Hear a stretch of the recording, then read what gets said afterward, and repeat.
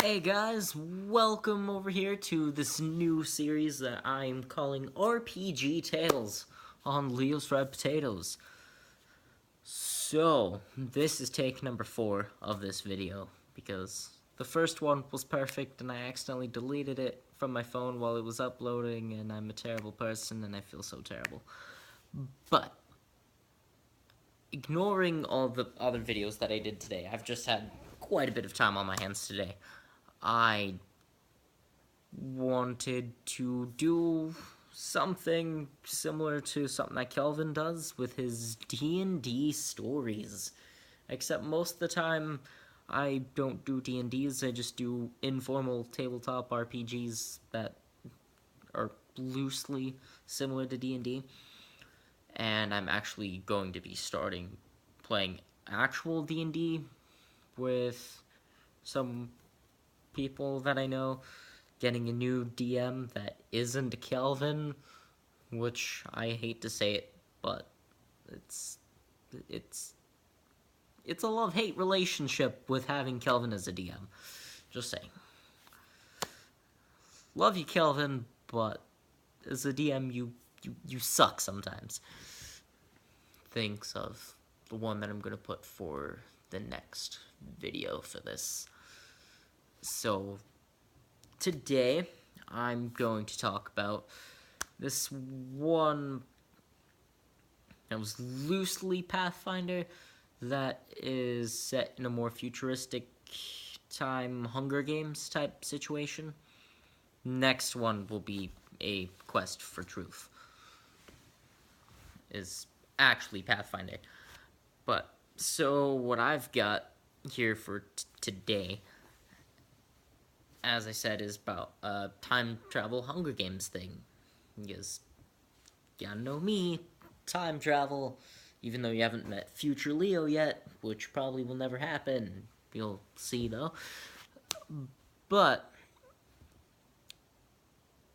moving on to the actual thing is I go into the chamber and find these Google Glass type things that are like the 7th generation of Google Glass, if that were to ever continue. And there's files from my dead father on it because my father was using that. It's an older one for my time in the game. Because the current one that's mostly available is like the 9th one, while the 10th one is only available to the insane rich people. But so there's files on there from like stuff, basically the files of the footage of who killed him in said Hunger Games that he was in. And my mom also disappeared, was most likely killed in the Hunger Games, the same one that my dad died in, right? So I go through and I end up finding a TARDIS, the Doctor's TARDIS, because I don't know why he threw the Doctor in there, but apparently I found out that my mum had run away with the Doctor, which is fun stuff. Apparently, she supposedly was the one who killed my dad, too, and was cheating on him with the Doctor. I could be wrong about that, though. But, anyways, so Kelvin, as a rule for that D&D, was like, okay, I will let you do time travel in this RPG, but you are not allowed to tell anyone that you time traveled. You're not allowed to tell anybody. And I'm like, okay, good stuff. And so I end up going to the past, basically right when my parents were leaving for this Hunger Games that they disappeared in.